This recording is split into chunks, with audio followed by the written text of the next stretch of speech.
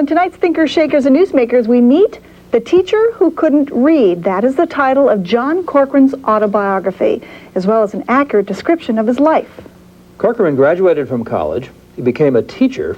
Then he branched out and earned millions in real estate development. All of this while hiding the fact that he could not read. Now he's on a mission to end adult illiteracy, using his own story as an example. Corcoran, thank you very much for coming in and talking to us. It's my pleasure. Thank you for inviting me. Your story simply defies belief. You were a college graduate. You were a high school teacher with a California state credential. You became head of a multi-million-dollar business, and you couldn't read. How'd you get away with that? As a child, I went to school, and I had difficulty with the language, as many people do. 25% of the population learns to read like birds learn to fly. And about 25% of the population have difficulty learning to read. Today, I would be labeled learning disabled. I was put in the dumb row, and I was socially promoted. Social promotion has been going on for over 50 years, so it was nothing new. When I got to about the 5th grade, I didn't have a reading problem anymore. When my parents came to school, they were called to school by the teachers and the principal to deal with my behavioral problems. So my reading problems sort of went underground for that period of time.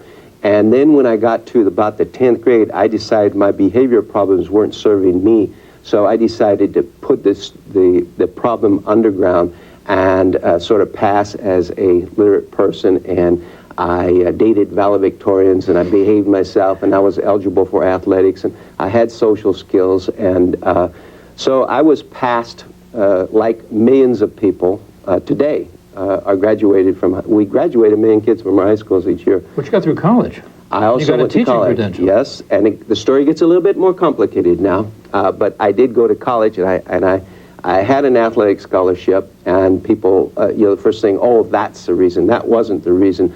As a college student, I have to take responsibility for my behavior. As a child, it was adults that were passing me through, but as a college student, I was the one that had to find ways, and they were outside of honesty for sure. Mm-hmm. And yeah, I basically cheated. You cheated. You faked it. You did everything you could. Did everything. It was a full-time job for me to figure out ways, including passing the exam book out a window to a friend who went under a tree and wrote the answers to it, passed it back in.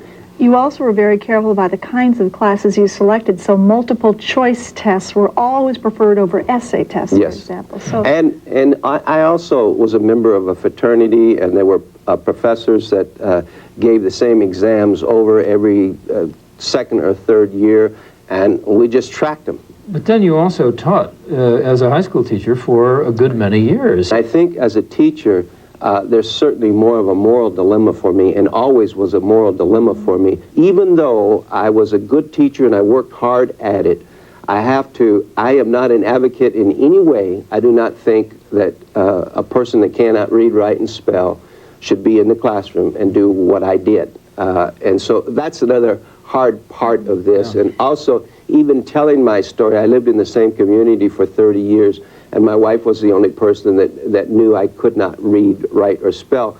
One of the questions is, how could your father and mother, I think your father was a teacher and educator, yes. How could they not know? I had math skills, I had social skills, I behaved myself, of 2nd grade, 3rd grade, and then it became the behavioral problem.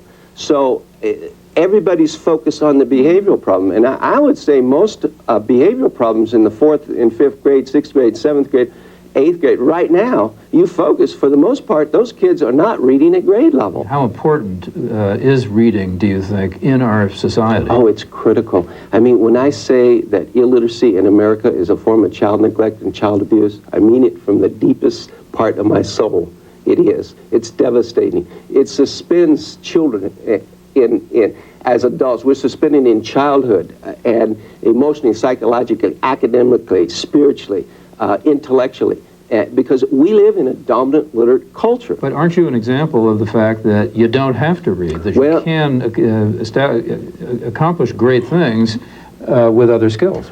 If you set the standard as the purpose or the meaning of life is to, or at least part of it, is to maximize your fullest potential. I was a failure.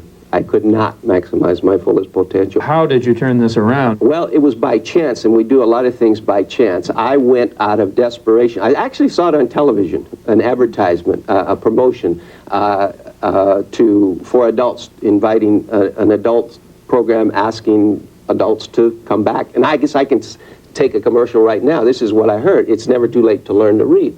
And it just sparked this in me, because adults that can't read, we always want to learn to read. It's not, we just don't believe we can. And so I responded to my emotion, and I went to the public library, and I was accepted there. There was a program there. I was there for 30 days. I almost quit every night because I didn't seem like I was getting anywhere.